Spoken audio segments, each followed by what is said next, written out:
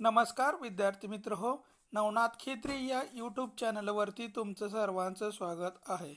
आज आपण ह्या व्हिडिओमध्ये बघणार आहोत बीड जिल्हा पोलीस पाटील भरती 2026 प्रश्नपत्रिका संच क्रमांक 1. या व्हिडिओमध्ये आपण महाराष्ट्र ग्राम पोलीस अधिनियम 1967 या कायद्यासंदर्भामध्ये महत्त्वाचे प्रश्न व उत्तर आपण घेतले आहेत. मित्र हो, या कायद्याच्या संदर्भामध्ये 9 ते 10 प्रश्न हे येणार म्हणजे येणारच. त्यासाठी हा व्हिडिओ पूर्ण बघा ही नम्र विनंती. चला बघा व्हिडिओला सुरुवात करू. चला बघा पहिला प्रश्न बघा, महाराष्ट्र ग्राम पोलीस अधिनियम कोणत्या वर्षी सहमत झाला?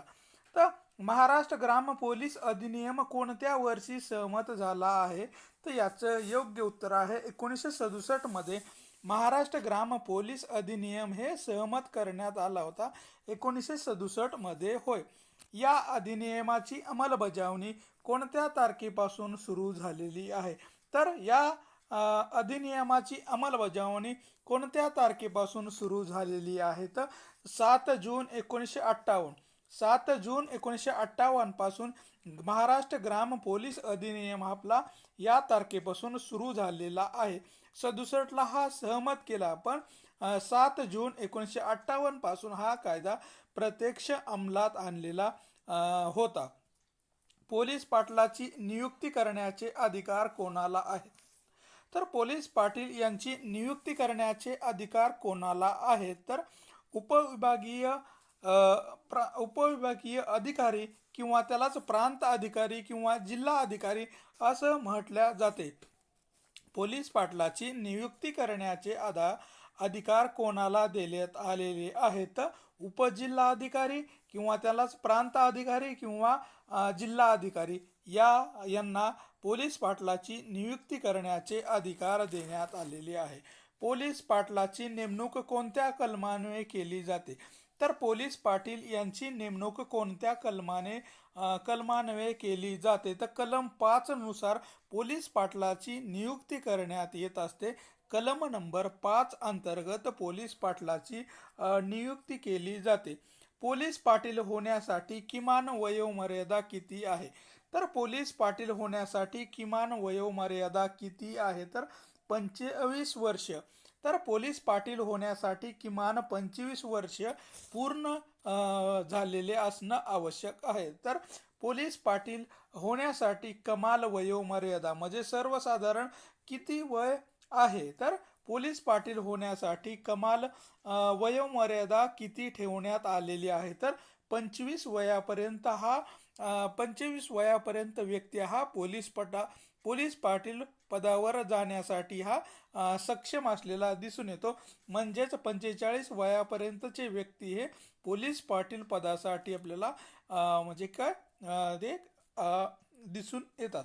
तर पोलीस पाटलाची नेमणूक, पोलीस पाटलाची शैक्षणिक पात्रता काय असावी? तर पोलीस पाटील होण्यासाठी शैक्षणिक पात्रता काय आहे? तर किमान 10वी म्हणजेच HSC पास असणं हे आवश्यक आहे. म्हणजेच पोलीस पाटील होण्यासाठी शैक्षणिक पात्रतेचा जर विचार केला तर कमीत कमी आपल्याला 10वी उत्तीर्ण असणं आवश्यक आहे. त्याच व्यक्ती हे पोलीस पाटील या पदावर काम करू शकतात. पोलीस पाटलावर प्रशासकीय नियंत्रण कोणाचे असते? पोलीस पाटलावर प्रशासकीय नियंत्रण कोणाचे असते?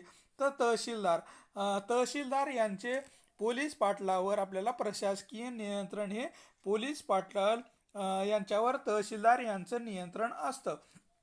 यानंतर आहे पोलीस पाटलावर शिस्तविषयक नियंत्रण कोणाचे असतं? तर पोलीस पाटील हा शिस्तीमध्ये काम करतो का नाही हे बघण्याचं काम हे उपविभागीय दंडाधिकारी म्हणजेच SDM यांचं हे असतं. म्हणजे की शिस्तविषयक नियंत्रण ठेवण्याची जबाबदारी ही कोणाची आहे? तर उपविभागीय दंडाधिकारीच, आपण त्यालाच SDM असं म्हणतो. गावात गुन्हा घडल्यास पोलीस पाटील कोणाला खबर देतो? तर गावामध्ये गुन्हा घडल्यास पोलीस पाटील कोणाला खबर देतो? तर संबंधित पोलीस स्टेशनला कळवणं हे पोलीस पाटलाचं काम असतं. म्हणजे गावामध्ये गुन्हा घडला तर त्याची माहिती ही जवळच्या पोलीस स्टेशनला देणे हे पोलीस पाटलाचं आपल्याला काम असलेलं दिसून येतो. पोलीस पाटलाच्या रजेचा अर्ज मंजूर करण्याचा अधिकार कोणाला आहे? तर पोलीस पाटलाच्या रजेचा अर्ज मंजूर करण्याचा अधिकार कोणाला देण्यात आलेला आहे? तर तहसीलदार. तर पोलीस पाटील रजेवर जायचा असेल तर तहसीलदार यांच्याकडे ते रजेचा अर्ज हे तहसीलदार यांच्याकडे करावा लागत असतो. त्यानंतर आहे पोलीस पाटलाला रजेच्या काळात. पोलीस पाटलाला रजेच्या काळात आपल्या कार्यभार कोणाकडे सोपवावा लागतो? तर पोलीस पाटलाला रजेच्या काळामध्ये आपला कार्यभार कोणाकडे सोपवावा लागतो? तर तहसीलदारने नियुक्त केलेल्या व्यक्तीकडे किंवा शेजारच्या गावाच्या पोलीस पाटलाकडे. तर शेजारच्या गावाच्या पोलीस पाटलाकडे हे त्याचा कार्यभार सोपवला जातो. जर पोलीस पाटील रजेवर गेला तर शेजारच्या गावातील जो काही पोलीस पाटील आहे त्याच्याकडे तो कारभार सोपवून दिला जातो. पोलीस पाटलाच्या कर्तव्य व अधिकाराचे वर्णन कोणत्या कलमामध्ये आहे? तर पोलीस पाटील यांच्या कर्तव्य आणि अधिकाराचे वर्णन कोणत्या कलमामध्ये केलेलं आहे? तर कलम नंबर 6 आणि 9. कलम नंबर 6 आणि 9 या संदर्भामध्ये पोलीस पाटलाचे कर्तव्य आणि अधिकाराच्या संदर्भामध्ये कलम 6 आणि 9 या दोन कलमामध्ये त्याचं वर्णन आपल्याला केलेलं दिसून येतं. यानंतर आहे गावात संशयास्पद मृत्यू झाल्यास. गावामध्ये संशयास्पद मृत्यू झाल्यास पोलीस पाटलाने काय करावे? तर गावामध्ये एखाद्या व्यक्तीचा संशयास्पद मृत्यू झाला तर पोलीस पाटलाने काय करावे? तर प्रेत न हलवता तात्काळ पोलिसांना कळवणे. तर गावामध्ये एखाद्या व्यक्तीचा जर संशयास्पद मृत्यू झाला तर पोलीस पाटलाने काय करावे? तर प्रेताला हात न लावता किंवा न हलवता तात्काळ जवळच्या पोलीस स्टेशनला कळवणे हे आपल्याला पोलीस पाटलाचं कर्तव्य किंवा काम असलेलं दिसून येतं. पोलीस पाटलाला निलंबित करण्याचे अधिकार कोणाला आहेत? तर पोलीस पाटलाला निलंबित करण्याचे अधिकार कोणाला आहेत? तर उपविभागीय दंडाधिकारी यांना पोलीस पाटलाला निलंबित करण्याचे अधिकार देण्यात आलेले आहेत. उपविभागीय दंडाधिकारी यांना पोलीस पाटलाला निलंबित करण्याचे अधिकार देण्यात आलेले आहे. पोलीस पाटलाचे पद कोणत्या वयापर्यंत भूषवता येते? तर पोलीस पाटलाचं पद हे कोणत्या वयापर्यंत भूषविता येते? तर 60 वर्ष पूर्ण होईपर्यंत पोलीस पाटील या पदावर तो व्यक्ती कार्य करत राहू शकतो. 60 वर्षापर्यंत तो व्यक्ती त्या पदावर पोलीस पाटील म्हणून काम करू शकतो. पोलीस पाटील पदासाठी आरक्षणाचे नियम लागू आहेत का? तर पोलीस पाटील पदासाठी आरक्षणाचे काही नियम लागू आहेत का? तर उत्तर होय. तर शासनाच्या धोरणानुसार आरक्षण लागू करण्यात येत असते. म्हणजेच पोलीस पाटील भरती जर आली तर शासनाचे जे काही आपल्याला आरक्षणासंदर्भामध्ये जे काही धोरण आहे शासनाचं त्या संदर्भामध्ये काही आरक्षित जागा किंवा आरक्षणानुसार जागा ह्या पोलीस पाटलाच्या भरण्यात येत असतात. यानंतर आहे ग्राम पोलीस या व्याख्येत कोणाचा समावेश होतो?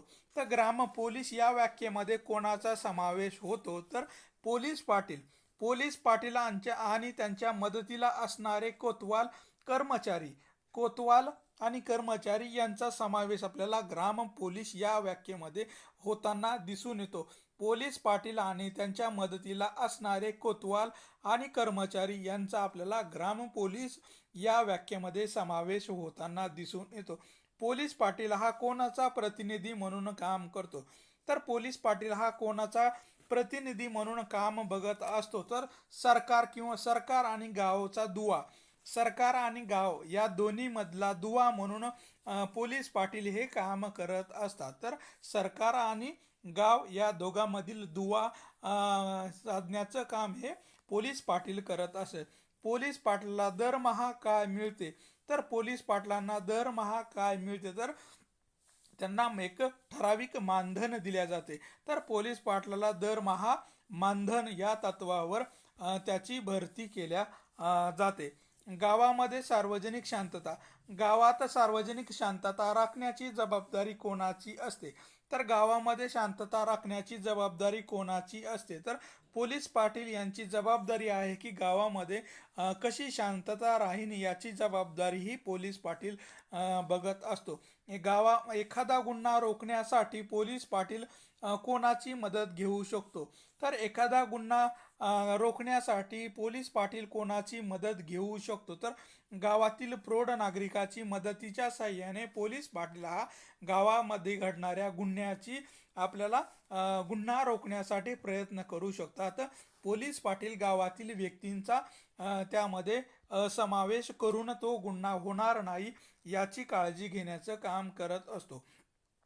महाराष्ट्र ग्राम पोलीस अधिनियमात एकूण किती कलमे आहेत? तर महाराष्ट्र ग्राम पोलीस अधिनियमामध्ये एकूण किती कलमे आहेत? तर 21 कलम आपल्याला महाराष्ट्र ग्राम पोलीस अधिनियमाअंतर्गत 21 कलमे आपल्याला असलेली दिसून येतात. पोलीस पाटलाला अटक करण्याचे अधिकार आहेत का? तर पोलीस पाटलाला अटक करण्याचे अधिकार देण्यात आलेले आहे का? तर होय.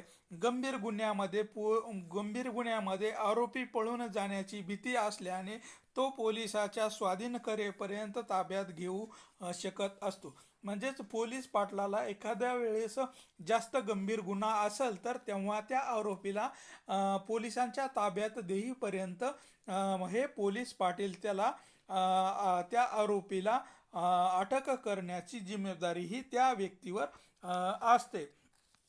ड्युटीवर असताना पोलीस पाटलाने कोणते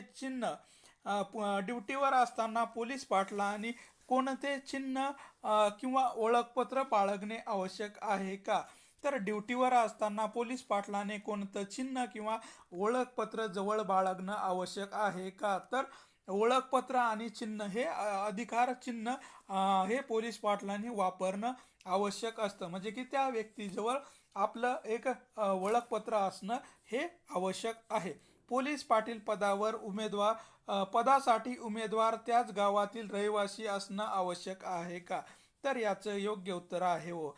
ज्या गावामध्ये पोलीस पाटील हा पदाची भरती होणार आहे तो व्यक्ती त्याच गावचा रहिवासी असणं आवश्यक असतं.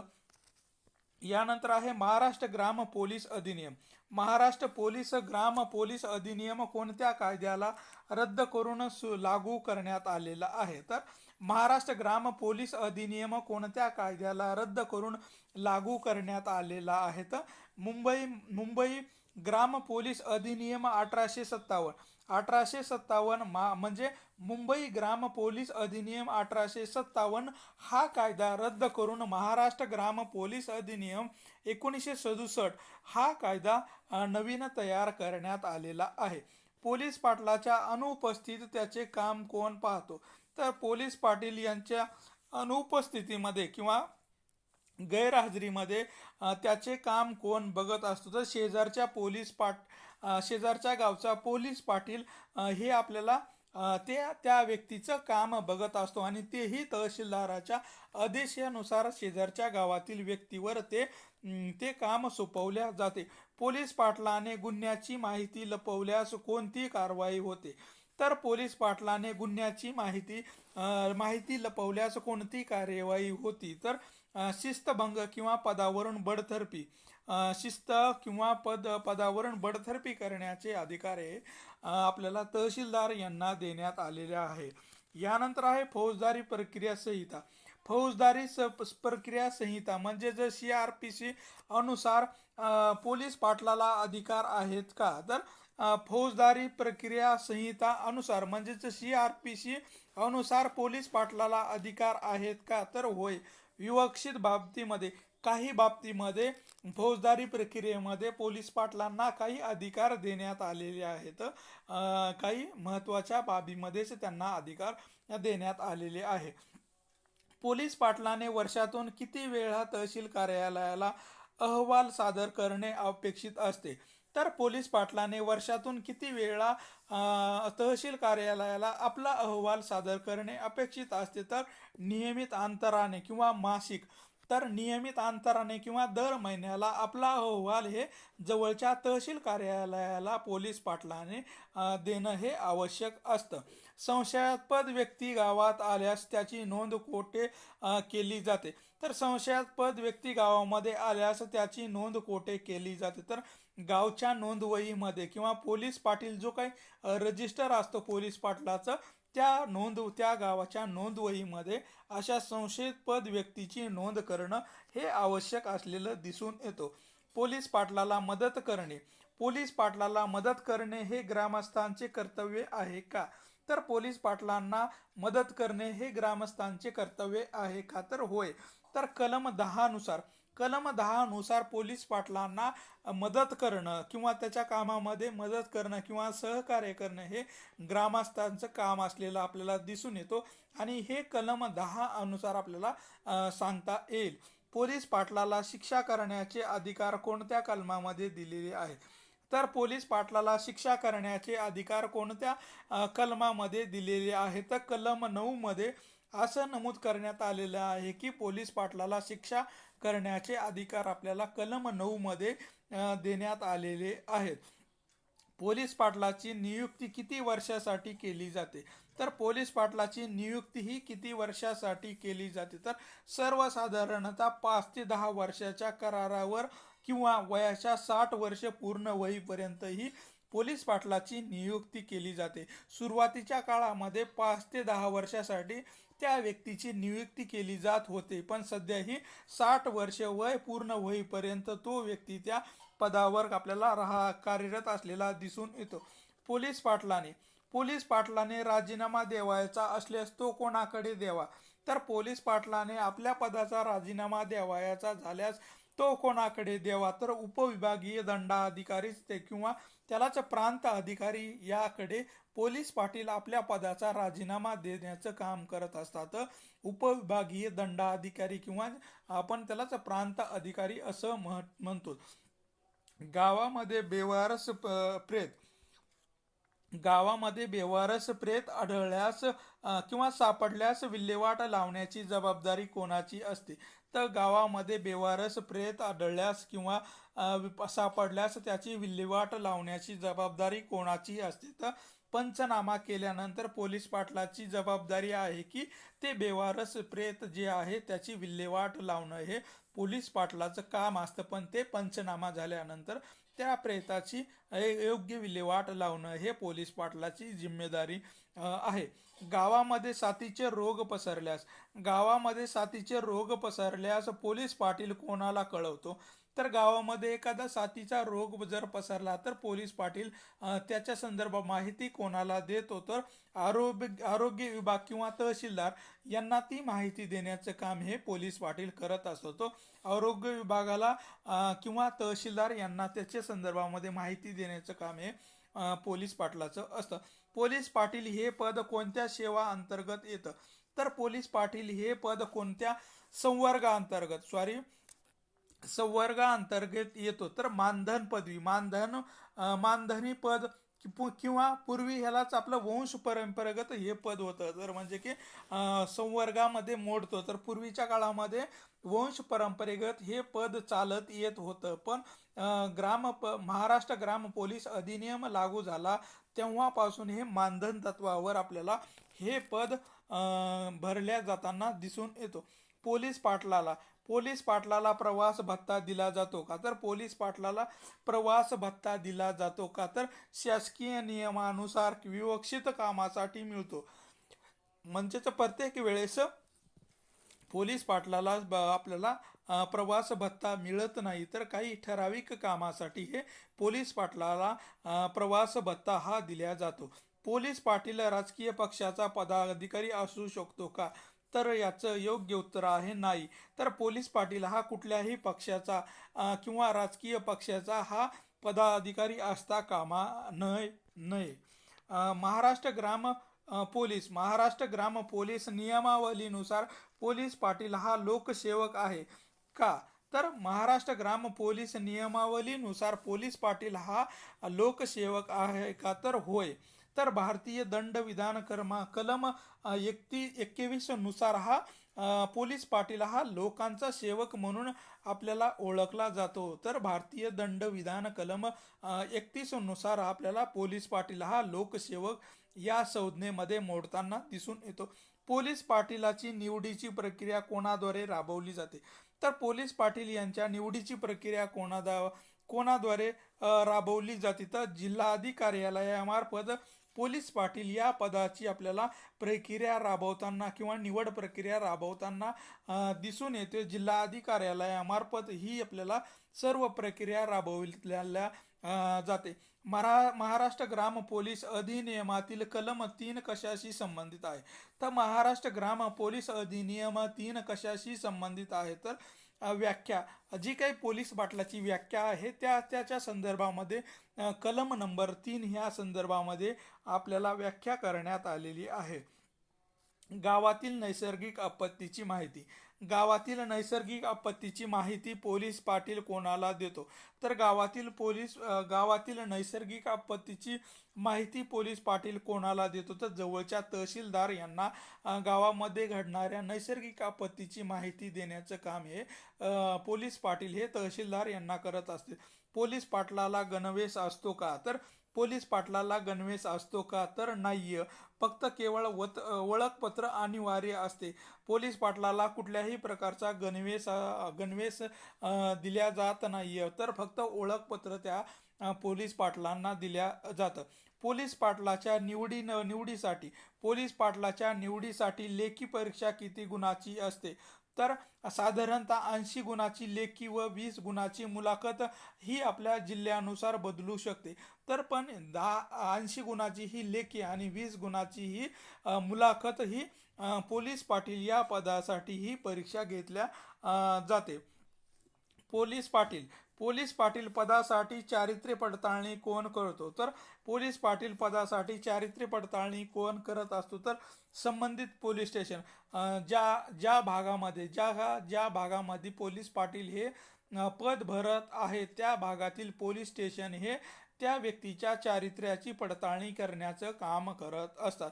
पोलीस पाटलाने कर्तव्यात कसूर केल्यास, पोलीस पाटलाने कर्तव्यामध्ये कसूर केल्यास त्याला किती रुपयापर्यंत दंड होऊ शकतो? तर पोलीस पाटील यांनी आपल्या कर्तव्यामध्ये कसूर केला तर त्याला किती रुपयापर्यंत दंड होऊ शकतो? तर दंडाची तरतूद अधिनियमात स्पष्ट केलेली आहे किंवा शिस्तीभंगानुसार त्याच्यावर दंड आकारण्यात येत असतो. महाराष्ट्र ग्राम पोलीस अधिनियमाचा मुख्य उद्देश काय आहे? तर महाराष्ट्र ग्राम पोलीस अधिनियमाचा मुख्य उद्देश काय आहे? तर ग्रामीण भागामध्ये गुन्हे रोखणे, शांतता आणि पोलिसांना मदत करणे यासाठी महाराष्ट्र ग्राम पोलीस अधिनियमाचा मुख्य उद्देश आहे. गावामध्ये शांतता सुव्यवस्था राखणे तसेच पोलिसांना मदत करण्यासाठी हे काम आपल्याला असलेलं दिसून येतं.